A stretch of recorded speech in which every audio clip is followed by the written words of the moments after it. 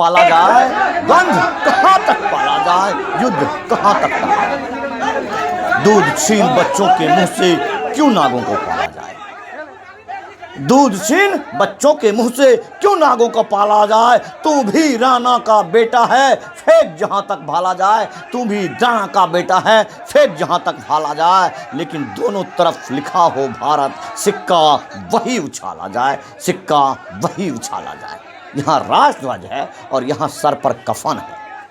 ये एक ऐसा वर्दी है जो राष्ट्र के प्रति संपूर्ण आस्था और विश्वास को बनाए हुआ है, और एक यहां वर्दी है जो पूर्ण रूपेण दागदार है, बिकी हुई है, गिरी हुई है, जो माननीय डीजीपी विनय कुमार साहब के आदेशों को नहीं मानती है, उनके सलाहों के निर्देश पर नहीं चलती है, जो विधायक संजीव कुमार जैसे 2 कौड़ी के कुख्यात अपराधी, जिसके ऊपर विधायक खरीद फरोख्त के मामले में एनआईए के कोर्ट में केस चल रहा है, उसके कहने पर इस तरह से दुर्दांत अपराध करती है, जिसके वजह से कितने पुलिस वालों को मॉब लिंचिंग कर मारा जा रहा है, जिसकी वजह से पुलिस वालों को नाव कोठी की हत्या से शुरू कीजिए कि गाड़ी से कुचल कर चला गया, आज तक पता नहीं चला कि कौन हत्यारा है उस पुलिस वाले का।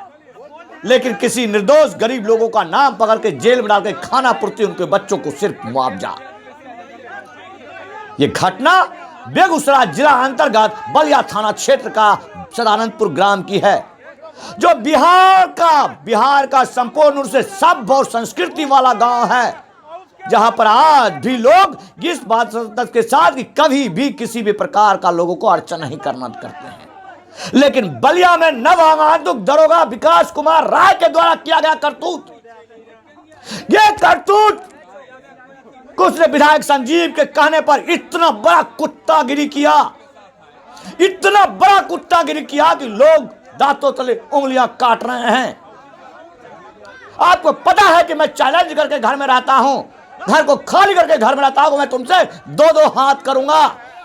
मैं हाई कोर्ट लेकर गया था, वो वीडियो इनके बाप ने, इनका जो सर्वोच्च बाप है, उन्होंने कहा कि नहीं, आपकी सारी घटना यहां पर मौजूद है, पटेल भवन में मौजूद है, और हर मामला आपका खत्म होगा, कमेटी बैठेगी, गठन होगा, जांच होगा, दोषियों को बख्शा नहीं जाएगा। फिर ये क्या करने आया था? और ये कह रहा ना मेरा इसके पास वारंट है, ना ही किसी बात का संदर्भ है, ये सिर्फ कहने आया था कि आप बेल करवाइए, आप जाइए खगड़िया कोर्ट में उस भरुआ जज के पास जो फिर आपको बंधक बनाएगा। ये कहने आया था, ये कहने आया था जो हमें सिर्फ हमारा थाना चलाता है, हमारी जेब गर्म करता है, हमारा घर बनवाता है, उस विधायक उस खगड़िया जाइए आप, ताकि आपका मॉब लिंचिंग हो सके। ये थाना कहने आया था जिसकी जिम्मेदारी मेरा सुरक्षा करना है। मेरे दिए हुए आवेदन पर इसकी न साफ नहीं, एक आईपीएस ने आकर सारा आवेदन वहां रखा हुआ है।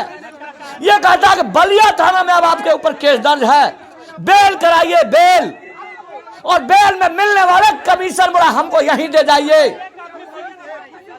कोर्ट के आदेश पर बलिया थाना कांड संख्या 150-25 दर्ज हुआ है, और यह कहा कि हमको वहां जाने के लिए उसका आईओ ने आज तक मुझसे बात नहीं किया। यह 26 फरवरी की घटना है। कोर्ट में चक्कर लगाने के बाद 6 तारीख को आवेदन लॉन्च किया है, और आज तक आईओ ने मुझसे बात तक नहीं किया है। गवाहों को धमकाया, डराया, गांव पंचायती करते हैं, विधायक से मामला है, क्यों हमको परवत्ता जाना पड़े।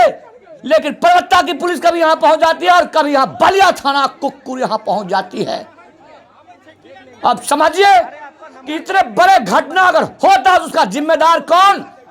ऐसे नवोदित दरोगा जो जमीन देकर के नौकरी लिए हैं, जो अपनी मां बहन बेटियों को धंधे पर बैठा करके नौकरी लिए हैं और पुलिस की गरिमा को धूमिल करते हैं।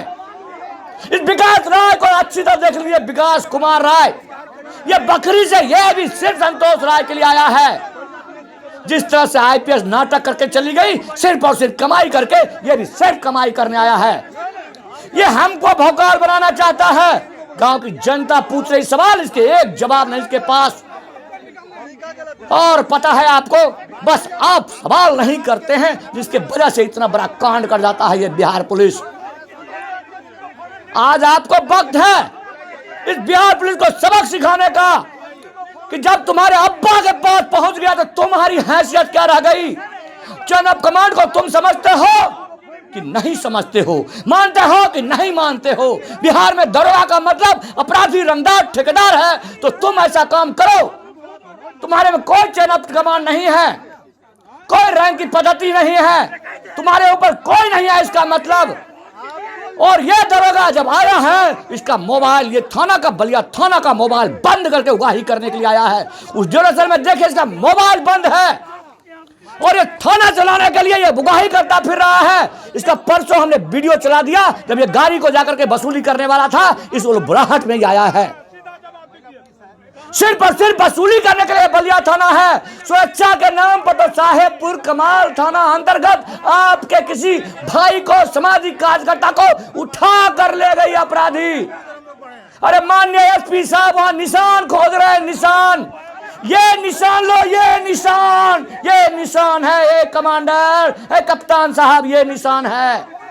ये तुम्हारा दरोगा जो है टोटली बिहार का दरोगा भरुआ है, जो वसूली करता है, जो अपराधियों से कान फटी पड़ी रहती है इसकी, जो पंकज सिंह जैसे कुख्यात अपराधी के चरणों में रहता है, जो यहाँ पर दीपक कुमार जैसे भू माफिया के वजह से यहाँ आता है और सिर्फ उसकी शॉर्ट गार्ड की वजह से आता है। तमाम सामाजिक कार्यकर्ताओं को सिर्फ दबाने के लिए ऐसी ही शासन व्यवस्था है जिसका नाम सुशासन नहीं, सू का शासन रखो, सू का शासन रखो, जूते का शासन रखो। लेकिन हमें यह देखना है कि क्या ये बात माननीय मुख्यमंत्री साहब को पता है क्या। अब मैं पिछला के वीडियो और ये वीडियो लेकर के तब अब माननीय डीजीपी साहब के बाय नेम और दरोगा तमाम के साथ अब हाईकोर्ट को दूंगा और तुम जवाब दे देना डीजीपी को। आपने संतोष राय को इस पटेल भवन से क्यों जाने दिया? अरे आपने गलत नहीं था, मैं दरोगा हूं, दरोगा, मैं भूमिहार दरोगा हूं, कहो। अरे विकास बोल, तुम्हारे गैरत में दम है, तुम किस रोड पर मुझसे दो दो हाथ करेगा? तुम भूमिहार का औलाद है तो तुमने भूमिहार समाज के गांव को श्राद्ध का उस गरिमा को धूमिल नहीं किया होता। तुम तय मानक में नाजायज नस्ल के हो, तुम्हारे रगों में बहने वाला खून वही SC/ST का होगा जिस SC/ST से दुरुपयोग कर हम पर आवेदन चलता है, केस चलता है। अगर तुम्हें सामाजिकता होता, तुम हमारे समाज के हिस्सा होते तो तुम ये दुर्दांत अपराध कभी नहीं करते। तुम पुलिस नहीं गद्दार हो, तुम पुलिस नहीं डाकू हो, लुटेरा हो, अपराधी हो, टोटली अपराधी हो। तुम्हारे वजह से बिहार की यह दुर्दशा है, तुमने हमारे बिहार को बर्बाद किया है। अरे मादर चौथ दरोगा, अरे भरुआ का जनमल पुलिस, तुम साला लुटेरा है। मैं उस विधायक संजीव को जो गाली देता हूं वो तुम्हें दे रहा हूं। रंडी के बच्चों, तुम अपराधियों के घर पर जाओ, दम नहीं है। मादर चौथ का जनमल, आज तकरार पर्दी से मैं इसी घर पर रहता हूं, दम है तो दिन के उजाले में आओ, तुम्हारी लाश जाएगी या हमारी लाश जाएगी। एक एक केस का हिसाब करो रे मादर चौथ रंडी का बच्चा पुलिस। तुम रे मादर चौथ जिस चौकीदार को लेकर आते हो उसी के हाथ में सारा हिसाब क्यों नहीं भेजते? तुम कहते हो आदमी के भेजो पत्रकार साहब, तुम रंडी के बच्चे हो रे मादर चौथ। तुमने सारा विधायक संजीव का बिस्तर पर सोने वाला पुलिस, अरे हरामी, रे मादर चौथ, तुम्हारी तस्वीर के साथ कह रहा हूं रे हराम का पिल्ला, तुम पैदाइशी आतंकवादी हो रे मादर चौथ। मैं सारा जेल नहीं शमशान जाने के लिए तैयार हूं रे पिल्ला। तुम रे मादर चौथ हमारे समाज की जो इज्जत गरिमा डुबाई है, रे हराम के पिल्ला, उसका हिसाब कौन देगा? रे मादर चौथ पुलिस, रे बिहार पुलिस रंडी के बरबो कीड़े के जनमल। आज सुनो गाली ऐसे गाली दी जाती है। अरे आतंकवादियों के पैदाइश हो तुम, गैरत नहीं है कि दम से 1600 मीटर दौड़ के तुम कोई रेख मुकाबला पास कर सको। तुम इतने, तुम्हारी गैरत गिरी हुई है।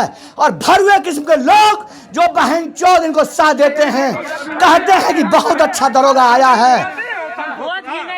सुनो, इसे बोलते हैं गाली। उखाड़ मुझे जो उखाड़ना है। इस राष्ट्रध्वज के साथ और कफन के साथ मैं तेरे सामने खड़ा हूं। ओ मादर चोदो, आओ, मैं इस घर को मश बना के यहाँ पर मौजूद हूँ। आओ, मैं तुम्हें दफन कर देता हूँ या मैं खुद दफन हो जाता हूँ। आओ मादर चोदो, आओ। जय हिंद, वंदे मातरम।